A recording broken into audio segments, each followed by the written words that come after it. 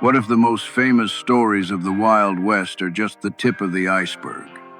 We've all heard the legends of Tombstone and Deadwood, but what about the forgotten towns and the untold tales forged in dust and blood? Today, we're digging up the hidden histories of 12 of the most notorious towns on the American frontier. We'll meet the legendary outlaws who ruled them, and see the dramatic boom and bust cycles that left many of them as ghosts of their former glory.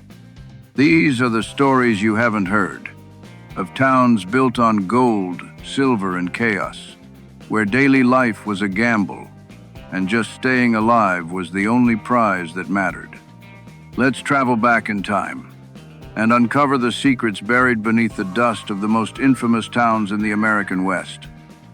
Our journey begins in the Black Hills of South Dakota, in a town whose very name is synonymous with Wild West infamy, Deadwood. Born from an illegal gold rush on land that belonged to the Lakota people, land seized in violation of the 1868 Fort Laramie Treaty, Deadwood exploded into a lawless camp of thousands. Most stories focus on the day Wild Bill Hickok was shot dead, holding aces and eights, the dead man's hand. But the untold story of Deadwood isn't just about a single bullet. It's about fire. The real trial that tested Deadwood's soul wasn't a gunfight, but a series of devastating infernos. In September of 1879, a fire that started in a local bakery was fanned by fierce winds, consuming over 300 buildings in just a few hours. The town, built almost entirely of pine, was a tinderbox. The very heart of Deadwood, its saloons, gambling halls, and businesses, was reduced to ash. Many fled, believing the town was finished for good. But Deadwood refused to die. Its citizens, a stubborn mix of prospectors, merchants, and madams, chose to rebuild. They learned a harsh lesson from the flames. The new Deadwood rose from the ashes not with wood, but with brick and stone, a defiant symbol of its resilience. This cycle of destruction and rebirth happened again, with another major fire in 1894 and a catastrophic flood in 1883. Each time, the town clawed its way back. The untold story of Deadwood is that its true grit wasn't found in its gunslingers, but in the unyielding spirit of its people, who stared down disaster time and time again, refusing to let their town become another ghost on the prairie. From the gold of the Black Hills, we head south to the silver-rich deserts of Arizona, to a place that proudly calls itself the town too tough to die.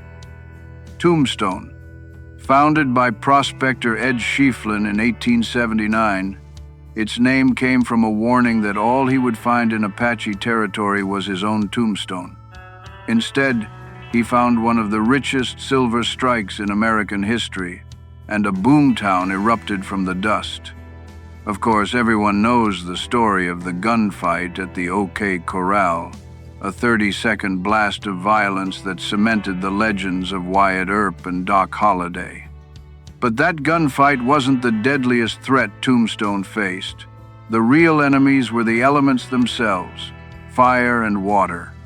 In June 1881, a lit cigar ignited a barrel of whiskey in a saloon, and the blaze tore through the business district, wiping out 66 businesses. A year later, another, even more destructive fire ripped through the town again. Yet Tombstone rebuilt, convinced its silver riches were endless. But then came the water. As miners dug deeper, they hit the water table. At first, it was just a nuisance, but by the mid-1880s, it was a full-blown flood, the mines began filling with millions of gallons of water a day. Two massive, state-of-the-art pump engines were brought in to fight the rising tide. But when one of the pump houses burned down in 1886, the fight was lost. Water swamped the silver veins, and the boom went bust. The untold story is that Tombstone wasn't tamed by lawmen. It was drowned. Its greatest battle was fought not with pistols, but with pumps and hoses. Next, we journeyed to the plains of Kansas, to a town that became the wickedest little city in America, Dodge City. Starting in 1872, Dodge was the rowdy, chaotic end of the line for cattle drives coming up the Great Western Cattle Trail. Its reputation was built on lawmen like Wyatt Earp and Bat Masterson, trying to keep the peace among cowboys fresh off the trail and flush with cash. But the familiar story of cowboys and saloons only tells part of the story. The untold story of Dodge City lies in its surprising diversity and its vital role beyond the cattle trade. Long before the cowboys arrived, the area was a key hub on the Santa Fe Trail, with Fort Dodge established to protect travelers and supply lines. This crossroads brought together a mix of people, often left out of the classic Western narrative. Dodge City was home to a significant population of Buffalo soldiers, all black cavalry units who were instrumental in frontier defense. It was also a place where the skills of Mexican vaqueros were essential. These were some of the world's finest horsemen and cattle herders, whose techniques literally shaped the American cowboy. On top of that, the farmlands of Kansas were being transformed by immigrants, especially Prussian Mennonites who brought turkey red wheat, a tough grain that turned the state into America's breadbasket. The idea of Dodge City as just a white cowboy town is a Hollywood myth. The untold truth is that it was a complex melting pot, where soldiers, immigrants, vaqueros, and native peoples all played a part in its story. Now we venture west, to the high desert of California, to what is maybe the most authentically preserved ghost town in America, Bodie. Though gold was found here in 1859, Bodie's boom didn't really ignite until 1876. When it did, the town exploded, quickly earning a reputation for wickedness that few could match. At its peak, Bodie had nearly 10,000 people and an incredible 65 saloons lining its main street. There's a famous story about a little girl whose family was moving to the town. In her diary, she supposedly wrote, "Goodbye, God, we're going to Bodie." But the untold story isn't just that Bodie was lawless, it's how completely normal the violence was. Murder was a daily event. Barroom brawls, shootouts, and stagecoach robberies weren't shocking. They were just part of the town's fabric. This wasn't just the work of hardened outlaws. It was a way of life for many ordinary men. This constant threat created a unique culture. The bad man from Bodie became a regional boogeyman, a term used to scare kids and describe anyone with a violent streak. The town's cemetery tells the tale, with a separate section for outcasts and killers. Add in the brutal winters and constant mining accidents that claimed hundreds of lives, and you have a picture of pure misery. The untold story of Bodie is not just its lawlessness, but how a town could become so defined by daily brutality that its eventual slide into a ghost town felt almost inevitable. Our next stop takes us to a dusty, unassuming town in New Mexico that became the center of one of the most famous conflicts in the Old West, Lincoln. This town is forever linked with Billy the Kid. But his story is only one chapter in a much larger, darker tale. The Lincoln County War wasn't a simple feud between cowboys and lawmen. It was a brutal economic war fought for total control. The untold story of Lincoln is that the conflict was driven entirely by corporate greed. The town was dominated by a single powerful firm known as the House, run by Lawrence Murphy and James Dolan. They had a monopoly on everything: goods, supplies, and lucrative government contracts. They controlled the law, the economy, and everyone in between. Their iron grip was challenged when a rival faction, led by English rancher John Tunstall and his partner Alexander McSween, opened a competing store. To protect his interests, Tunstall hired a young gunman, a man we now know as Billy the Kid. The response from the House was swift and brutal. They had Tunstall murdered in cold blood, which sparked a vicious cycle of revenge killings that engulfed the entire county. The war that followed wasn't a series of noble gunfights. It was a dirty campaign of assassinations and ambushes fought by hired guns on both sides. Billy the Kid became a famous outlaw, but he was essentially a soldier in a corporate war. Lincoln's story is a stark reminder that some of the West's bloodiest conflicts weren't about honor or justice, but about profit and power. Let's journey far north, to a different kind of Wild West town, born not of cattle or silver, but of the Klondike Gold Rush.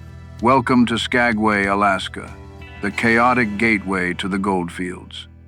In 1897, Skagway was a bottleneck, teeming with prospectors desperate to get to the Yukon.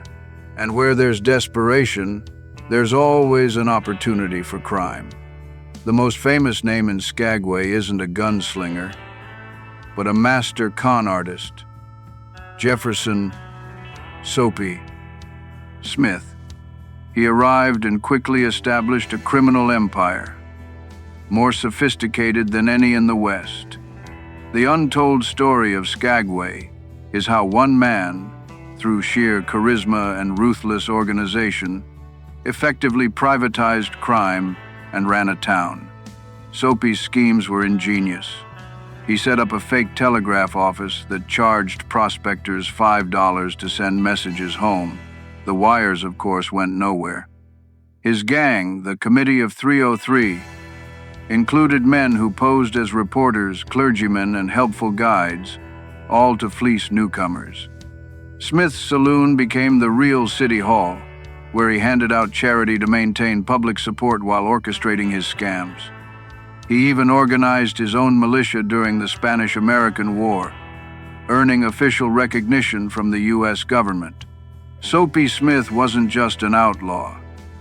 He was the uncrowned king of Skagway, a man who turned lawlessness into a structured business, right up until his reign ended in a fatal shootout on the Juneau Wharf. From the far north, we return to the Rocky Mountains of Colorado, and a town built on the last great gold rush of the 19th century, Cripple Creek. Discovered in 1891, the area quickly became home to over 150 mines. But the story of Cripple Creek isn't just about gold. It's about the brutal struggle between labor and capital that exploded into a full-scale war. While many Wild West towns are remembered for duels between individuals, the untold story of Cripple Creek is one of pitched battles between organized miners and powerful mine owners. In 1894, when owners tried to lengthen the workday from 8 to 10 hours without more pay, the Western Federation of Miners went on strike. Amazingly, they won. The populist governor actually sided with them and sent in the state militia to protect the workers. The only time in U.S. history that's ever happened. But the peace didn't last. A second, far more violent strike erupted in 1903, known as the Colorado Labor Wars. This time, the mine owners and the state government were united against the Union. The conflict escalated dramatically. The district was placed under martial law, and hundreds of Union men were rounded up and held in makeshift prisons called bullpens. Dynamite was used by both sides. An assassin hired by the Union bombed a mine, killing 2 foremen, and later blew up the Independence Depot, killing 13 non-union miners. The mine owners, in turn, used blacklists and armed guards to crush the Union for good. Cripple Creek's story is a violent reminder that the West wasn't just fought over land and gold, but also over the rights and dignity of the working man. Let's head back to the cattle trails and stop at Ogallala, Nebraska. In the 1870s, this town was the end of the line for Texas cattle drives, a place for cowboys to get paid and blow off months of steam.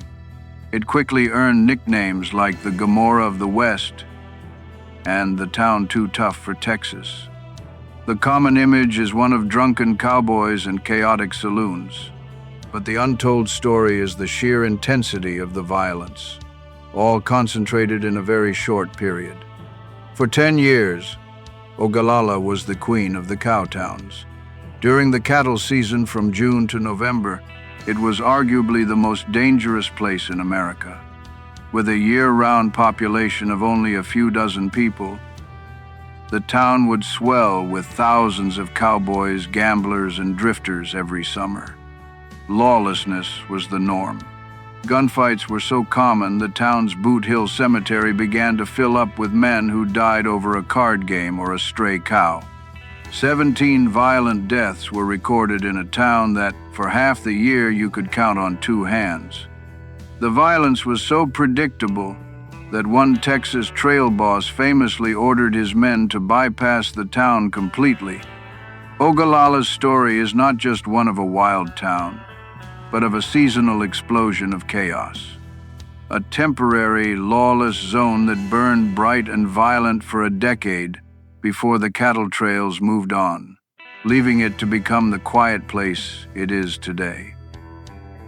Our journey now takes us to the desolate landscape of Nevada, to a town that had one of the most meteoric rises and falls in American history, Goldfield. In 1902, prospectors discovered gold here that was so pure and plentiful. The town's name wasn't an exaggeration.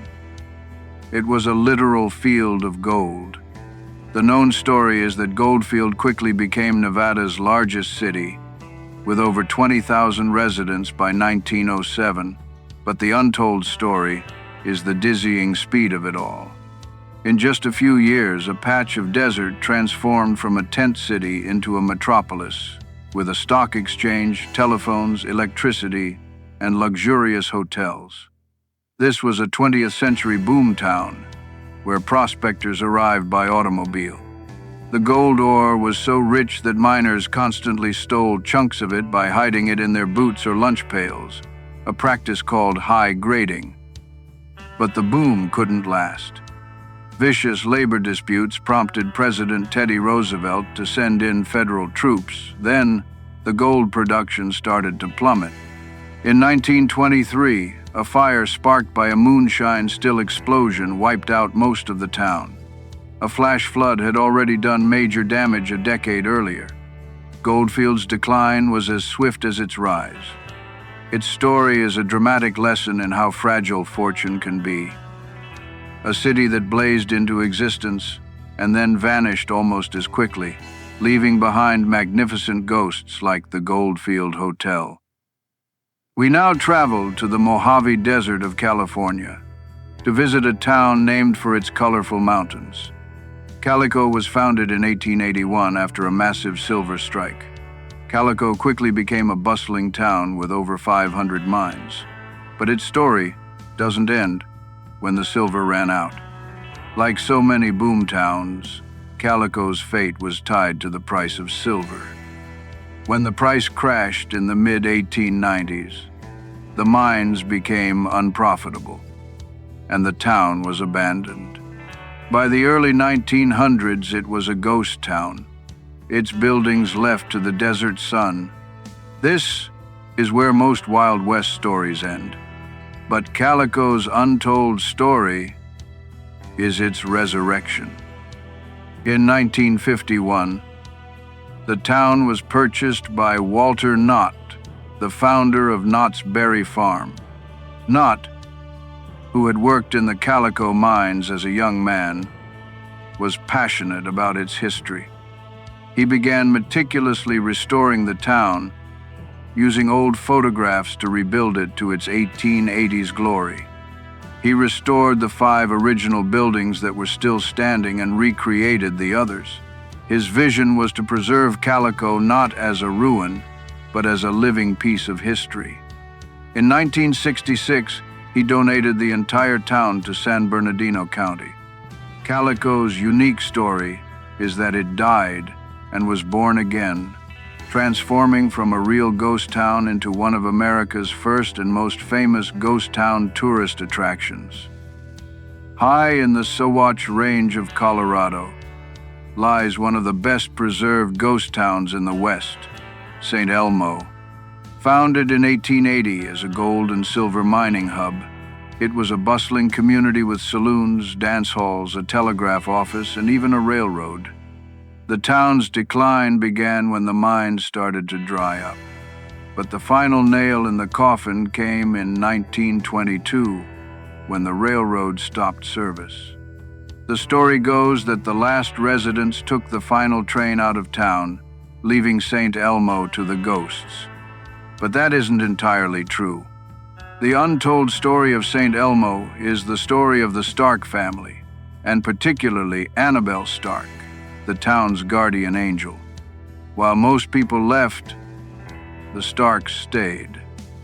For decades, Annabelle and her brother Tony were among the very few permanent residents, living without modern comforts like indoor plumbing.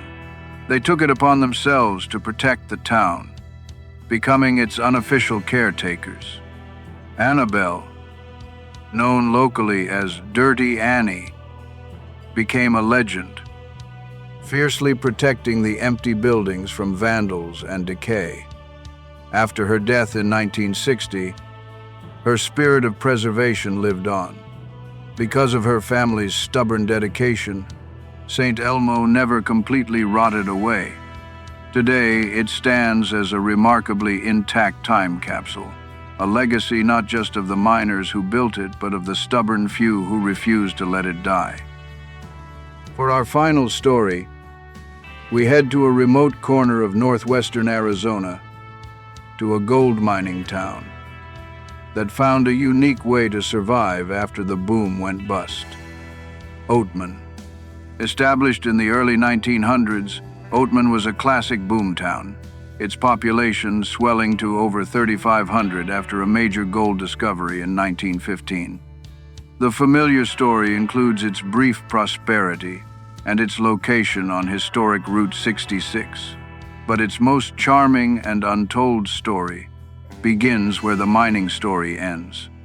The gold mines were located in rugged mountains, and miners relied heavily on burros to haul ore, water, and supplies. These tough little animals were the backbone of the entire operation. When the mines closed for good during World War II, the prospectors moved on, but they couldn't take their burros with them, so they simply set them free in the surrounding hills. These domesticated animals adapted to the wild and thrived. Today, their descendants are the most famous residents of Oatman. Every morning, herds of wild burros wander into town, gently looking for carrots and hay from tourists. They are a living, breathing link to the town's past. Now protected by federal law, these burros have become Oatman's identity, ensuring it didn't become just another forgotten ghost town. The untold story of Oatman is how the animals that once served the miners became the town's saviors. From corporate wars and conman kingdoms to towns that battled fire and flood, the stories of the Wild West are so much richer than the simple legends we know. What do you think of these towns? Do you know of another notorious town with a story that needs to be told? Share it in the comments below. We'd love to hear from you. The Wild West was a fleeting moment in American history, an era of explosive growth and sudden death, where fortunes were made and lost in the blink of an eye. The towns we've explored are more than just dusty relics. They are monuments to the ambition, resilience, and often brutal reality of frontier life. Their untold stories reveal that the West wasn't just won by lone gunslingers, but by entire communities fighting against nature, greed, and sometimes each other. The legacy of these towns lives on, reminding us that history is always more than the stories we think we know.